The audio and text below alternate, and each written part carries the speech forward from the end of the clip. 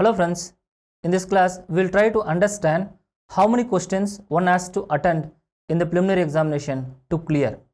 To understand how many questions one has to attempt to clear the examination, you should know the nature of the examination. We will try to first understand the nature of the examination. You all know the preliminary examination has got 100 questions and each question has got 2 marks.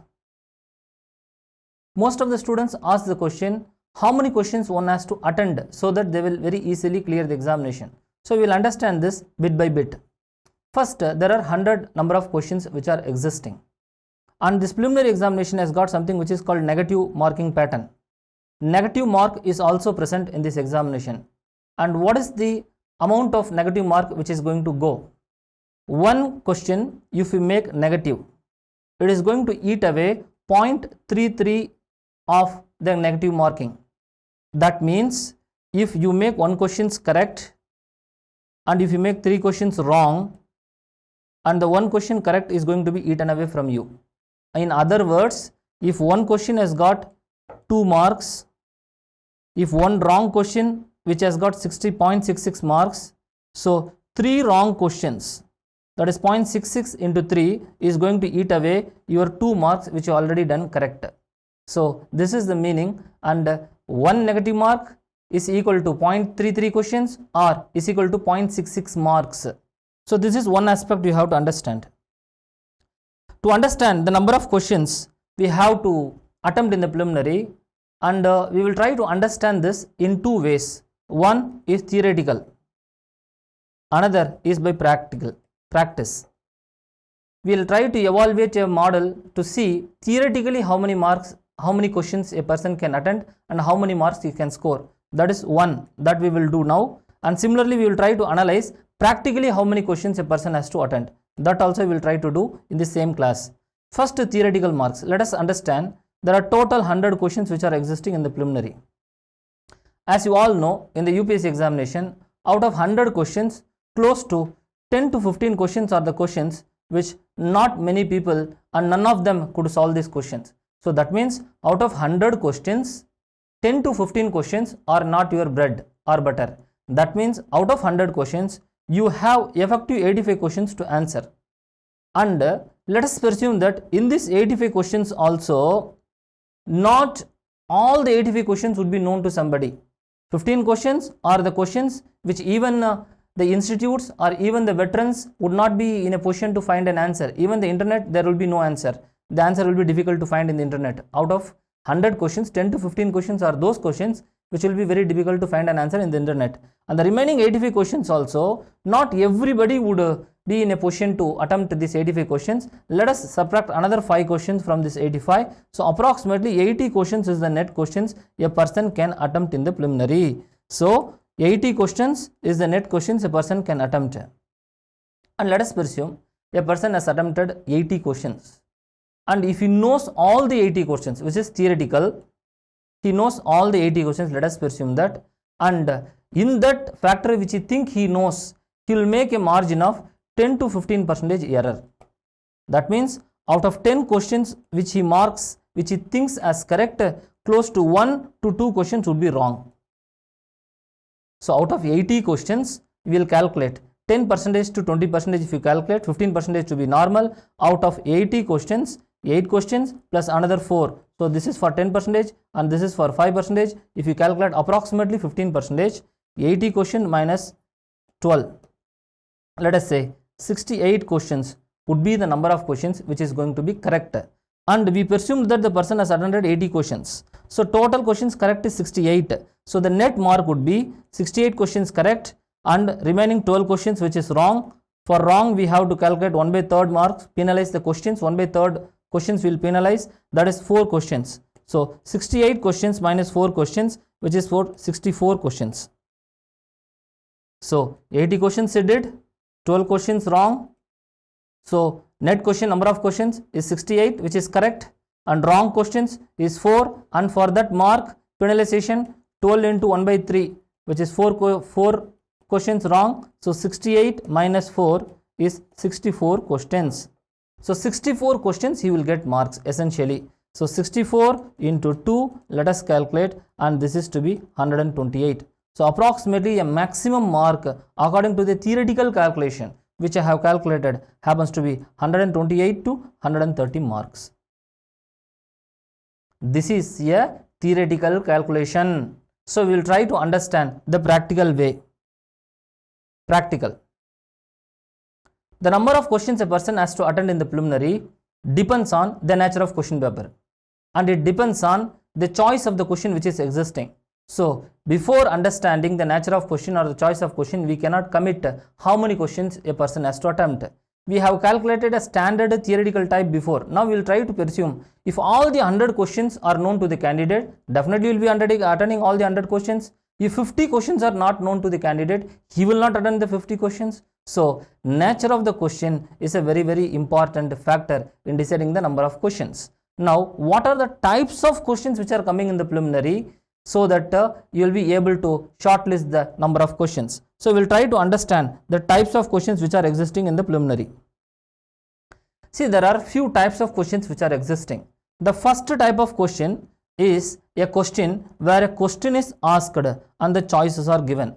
I hope you all know in the preliminary examination a question is asked and 4 choices are given. The types of questions differs, but the choices remain the same, which is 4. So among the 4, 1 is the correct answer and 3 is the wrong answer. So in a question is asked, 4 choices are given, and among the choices, 1 is correct, 3 is wrong. So our decision here and our option here is to identify the correct question or to eliminate, identify the correct choice or to eliminate the wrong choice. So here 4 choices we are having. We have an option to eliminate 3 choices. This is the type 1 question where the question is simply asked. There are 4 choices we are given.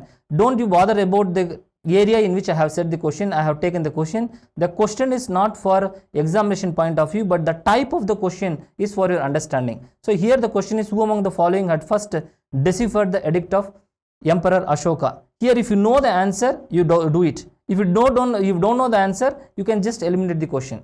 So here the choices are very simple. Either you know the question or you do not know the question. If you know the question, you directly go to the answer and mark it. And if you do not know, you cannot mark this question. So let us presume that in this type of question, who among the following deciphered? I know the answer. Let us say James Princip. That's it. And if you do not know and you cannot make any judgment, let us say in these 4 choices, if there is an option which is called Akbar, let us presume Akbar or some other name which is not at all relevant to these choices, then you can easily eliminate this choice. I can say Akbar is not at all relevant because this Mauryan edicts were deciphered by British. If you know the simple fact that the Mauryan edicts were deciphered by the British rule or deciphered during the time of British, and the choices, if it has to be a choice which is not a British, then the answer is going to be eliminated. So if there is an Akbar, if there is something else, the answer we have to eliminate that, and we have to come to this correct answer, which is James Princip. Next we will go to the second type of question. In this type of question, if you see, consider the following statement. There are 2 statements which are given. First statement, second statement is given, and here the choice 1 only, 2 only, both 1 and 2, neither 1 or 2. And in these types of question, what you have to do is you have to find one question which is correct, or you have to find one statement which is correct, one statement which is wrong. This you have to be in a position to find. And if you cannot find, either you do not know any of these 2 statements, whether it is correct or wrong, then it is better you don't attend this question. Or at least with your information, you can come to a conclusion that one statement may be correct. Just we'll try to understand one.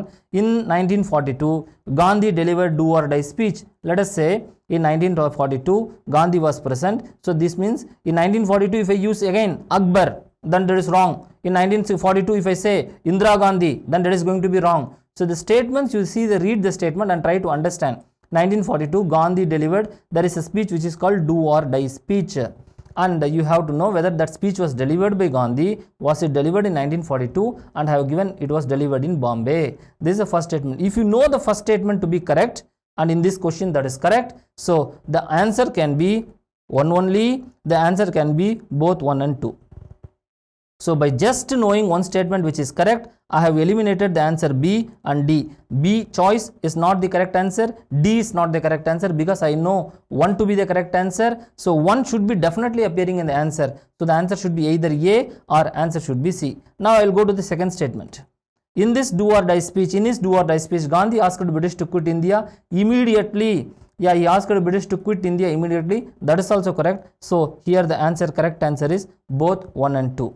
We'll go to the next type of question. The next type of question is where statements are given. Here also we will follow the same logic, where either you eliminate one or you make one which is correct. So your duty in this question, in the preliminary, in the question, is to find out which fact is the correct fact according to you, and you should know it very well, or you have to find which fact to be the wrong fact. So here in this statement, Gandhi demanded which of the following when he launched the individual satyagraha. Here the choices: freedom of speech, free against participation in war, responsible government for India. This aspect of responsible government for India had been long withdrawn, because in 1929 we all know we have launched something, means we have launched a resolution which is called Purna Swaraj resolution, wherein which the responsible government concept is given. We have demanded only for Purna Swaraj.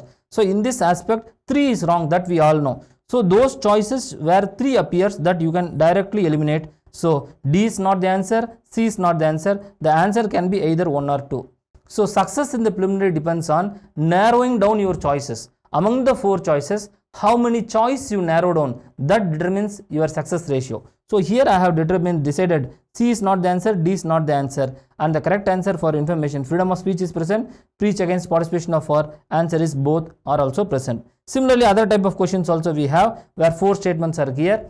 For example, in this type of statement where chronological order is being asked, in the question where chronological order is being asked, you have to find out one chronology which is very important and which you know. Among the 4, at least 2 events you will be know. For example, Lucknow Pact, we all know Lucknow Pact is in 1916 when Congress and the Muslim League they joined, they signed a pact which is called Lucknow Pact. 1916, we all know it is 1916. And an universal fact we all know is launching of non-cooperation movement, which is 1920. Simple, we can analyze this date.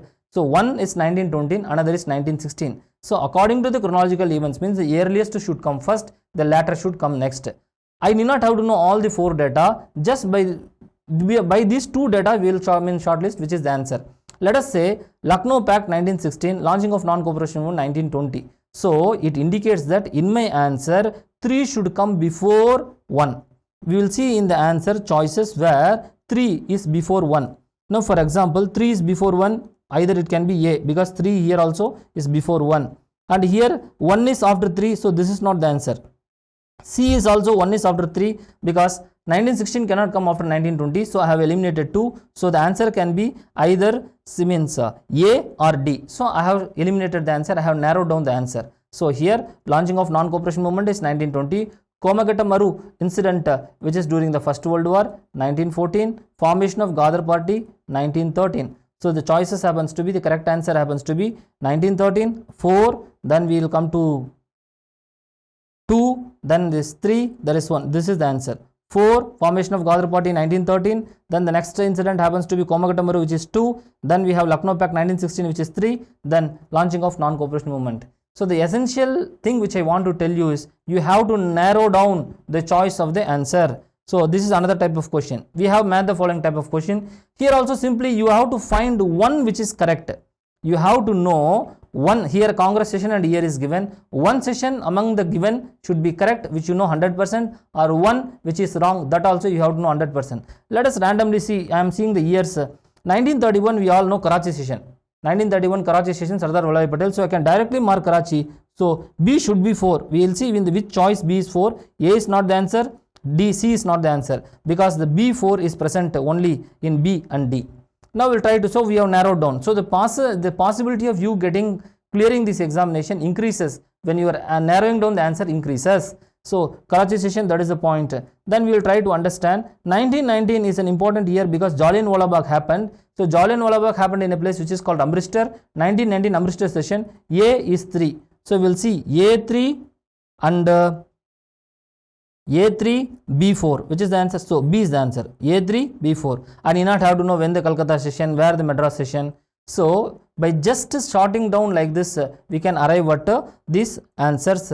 So in a nutshell, the number of questions which you attempt in the preliminary basis on the type of the question. Number 2, and the comfort level in which you attend the question. So you don't attend a question where you have not eliminated answer A, B, C, D. You do not know which to eliminate. You do not know any of these choices. You have not eliminated one. So don't attempt these type of questions, because the possibility of you getting wrong is increased. So if you eliminate among the A, B, C, D, any one if you eliminated, then that type of questions you can attend. So you know A, B or C, any one, you eliminated any, among the 4 you eliminated one. So the remaining 3, among the remaining 3, 1 is an answer. Should we attend the question like this? It depends on the area. If there is an area which you are familiar, for example history, geography or current affairs for that matter, if you are very strong in this area where current affairs, even by eliminating one answer which is to be correct, the remaining 3, you whatever your gut feeling says, that you can attempt. So this type of questions you have to attend. Now I come to the third type of questions where you eliminated 2, A, B, C, D, you eliminated C and you eliminated C and D. So the remaining answer is A and B. Definitely this type of questions you have to attempt. So you have to attempt this type of question number 2 type of questions, 3 type of questions you have to attempt. 1 type of question you should not attempt because you have not eliminated anything. This is the basic funda. Based on this only the number of questions you have to know how many questions we have to do. You have to know based on these calculations only. This is the practical method. And a very important thing, before going to the examination, don't go with a preconceived notion that the set number of questions I will attend. Don't go to the examination by here itself prefixing that 90 questions I am going to attend. I am going to attend only 70 questions. I am going to attend 95 questions, etc. You don't think. Why? Because in the examination the question may differ, the choices may differ.